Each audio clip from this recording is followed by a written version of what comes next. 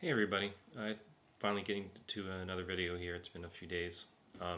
This time around I wanted to do an artist video, which is my first, and I actually completed it, their catalog. So I figured I'd go ahead and dedicate a video to them. Steely Dan is one of my favorite bands of all time, probably in the top two, I guess. Them and the Beatles. So I've been a fan for about 20 years or so, and since I've only been collecting for about 3 years, I'm just now getting around to getting all their stuff on vinyl, but I've been familiar with all their stuff for many years. Anyway, so I'll just go through the albums. Some of these you're probably going to be familiar with, but I'll go through them chronologically. Their debut is Can't Buy a Thrill. I should situate this better. Go. This is one that most classic rock fans, people who listen to classic rock radio, are going to be familiar with. It has some of the biggest hits. Let's see some of the other ones that are on it. You got Dirty Work, which is, I guess, sort of the second hit on this one. Then Reelin' in the Years, which is, everybody knows Reelin' in the Years. It's one, I guess, their main staple, and you hear it all the time on classic rock radio. So this is probably their most, if you want to say straight ahead, is in terms of Steely Dan releases, this is their most straight ahead rock record. It sounds kind of that era from the early 70s. Next, this was one of my favorite, maybe my favorite record by them for a real long time. Countdown to Ecstasy. This one came out in '73. It still has the strong rock feel to it. You start hearing, as their albums go, you can kind of hear the jazz feel starting to creep in more and more. This one has some really nice guitar playing on it. Denny Diaz and Jeff Skunk Baxter, who also played the Doobie Brothers, played really nice lead guitar on some of these songs. Bodhisattva is probably the best known on this one. That was got the great dueling guitar soloing. And there's My Old School, which is the other one on here that was kind of, I think it was a single. It's got the horn section that sounds a little bit like, I guess, Motown a little bit.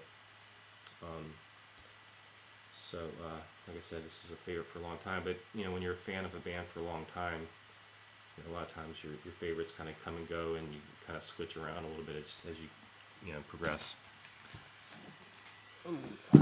Okay, next is Pretzel Logic. If I were to pick one at the moment that's my least favorite Steely Dan record, I'd say Pretzel Logic is probably it. Again, in relative terms, since you're talking about, I'm talking about a band that's in my top two all time.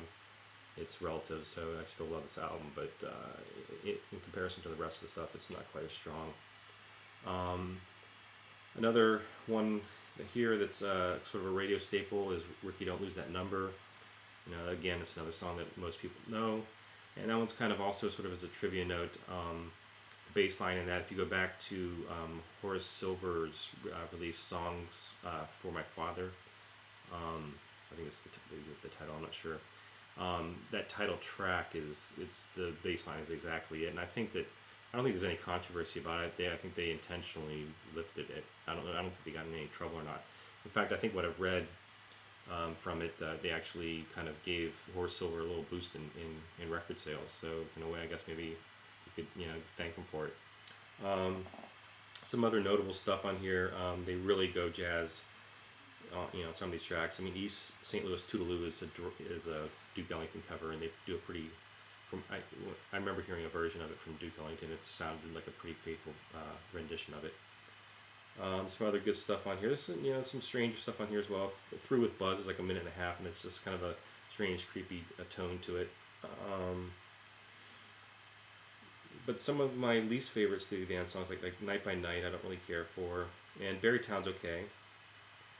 Anyway, it's a good album, but not one of the best. But they come up with one that's probably evolved into maybe my favorite by them, Katie Lied. Fagen and Becker are known for their kind of sort of sarcastic and subversive sense of humor, and I guess you can call this as sort of a little I don't know, a little trick on, or I don't know if you call it a trick, but just sort of a joke. What's on the cover, that insect that looks like a grasshopper, it's actually like Katie did. So, which is sort of a pun on the title, Katie Lied. Anyway, this one's got just track 1 to 10, and they're just all great songs. A few of these I think were small hits. Black Friday's one that you hear a lot. I think Bad Sneakers. Dr. Wu was definitely played on the radio a decent amount, because I remember having memories of that when I was a teenager. Probably their most twisted, I haven't really given any sort of background on Walter Becker and Donald Fagen, but they're basically jazz guys who became rock musicians, not the other way around or anything like that. And they're very influenced by 50s counterculture and the beat poets and those sorts. So the fact that they kind of observe and sing about and write about the underbelly of New York or wherever the scene is not a surprise if you know where they came from as far as their influences. But I have to say that maybe their most twisted song ever was the first song on side 2, which is Everyone's Gone to the Movies. And you listen to the song, and if you're just not really listening to it, the tune itself is pretty peppy tune. It's probably even in a major key. If I were to guess, it's got just kind of a happy feel to it. But the lyrics are twisted beyond belief. It's a song basically about a child molester. And if you're listening to it, if you actually listen to the lyrics, they're known for their cryptic lyrics, but this one is the least cryptic. It's talking about not telling your parents, and we've got movies and we play them on 8mm. We don't have 16. The way they say it, it's basically he's showing porn movies to kids who are under 18, and me saying this makes it sound even worse than it is, I guess, because it definitely sounds creepy when you talk about it. But if you got sort of a twisted sense of humor, and sometimes it's not necessarily about sense of humor, they're just singing about, the darker side of life, which, is not necessarily, in a general sense, that alien to music anyway. Next we have The Royal Scam. This one's definitely up there too in my top 2 or 3 of my favorites. This is, while this is got a jazzy feel, it's not quite as jazzy as Katie Lied, I don't think, in a way. There's a lot of rock guitar on here, but they also have a little bit of reggae on Haitian Divorce.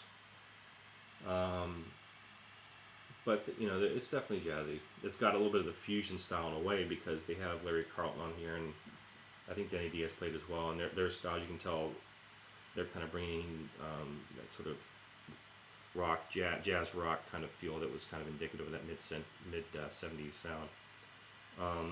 But it's this is there's tunes here. This isn't like Return to Forever or any of the Chick Corea stuff, or So anyway, I should go on some of these songs. Kid Charlemagne was played on the radio a decent amount. Green Earrings I love. These are all everything on here is great. Next we have the album that I think a lot of people kind of point to being their kind of cornerstone album. I need to get a better copy of this, not just because you can see ring wear out that so much. The copy itself isn't in very good condition.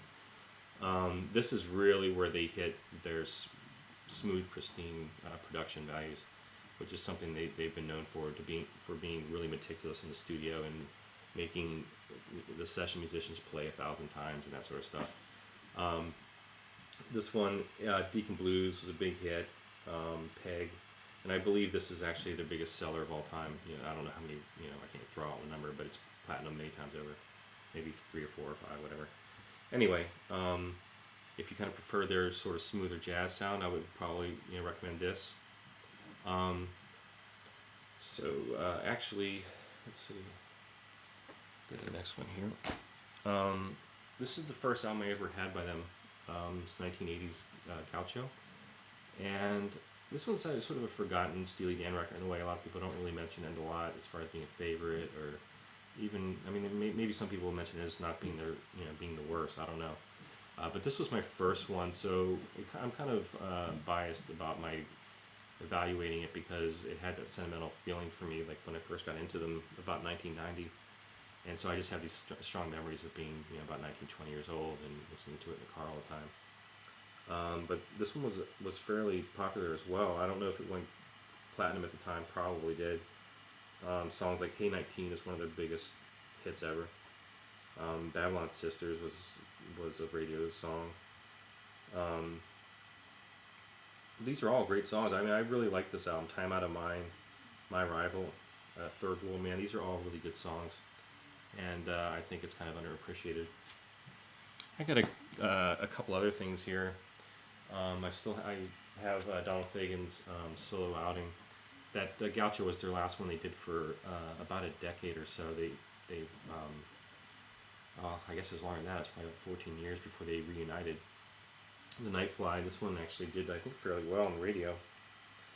And I hadn't listened in a while, but this is good as well. I mean, if you like that era of 77 to 1980 Steely Dan, you're going to like that one as well. I showed this one in another video, and I've only listened to a few tracks of it. This is more or less just to have it in my collection, but this is from about 1970. They did the soundtrack to this movie. You Gotta Walk It Like You Talk It, and I think it was a bomb. I think Richard Pryor might have been in it. Let me see who was in it. Richard Pryor. I don't see who else is in it. So, I mean, the music's kind of interesting from a perspective of, if you're a Steely Dan fan, but if you're not yet, I wouldn't recommend looking for this. But I think all in all, it's fairly rare. It's hard to find. This is actually before they became Steely Dan. A couple things on CD. I guess I can show. Still have Asia on CD. This is the remastered version, which I didn't have the original. I assume they were put out in the 80s, but I had all the other ones that I had on CD were on from the 80s, and they sounded horrible as compared to when I listened to them on vinyl. I also have Gaucho on DVD audio, which is fun to listen to in surround. Everything Must Go. I have that in DVD audio as well. These last couple of Steely Dan albums, for my money, they're really for hardcore fans. So, I mean, for me, I like them. But in a way, they're kind of pedestrian. I hate to say it, but they're sort of pedestrian jazz, smooth jazz records in comparison to what they did previously. But they're still good. I mean, and Two Against Nature, I think, is probably the better one out of those two. Again, this is another one that's, they always come up with some pretty crazy lyrics. This is the one, Cousin Dupree, about basically having a crush on your cousin, which is sort of fun. But this is actually one I wanted to point out. This is Donald Fagen's, I believe it's his last solo release. It came out a couple years ago. It's Morph the Cat. And this one also was actually DVD audio, but I think it also plays on CD. This is an excellent album. I think that this actually ranks up with the best of the later Steely Dan records. I mean, the production has that Asia era sound, but all the songs are very interesting. The chord progressions and everything are very interesting. So it looks like I'm going to run out of time here. So that's pretty much it for Steely Dan. So anyway, see you next time.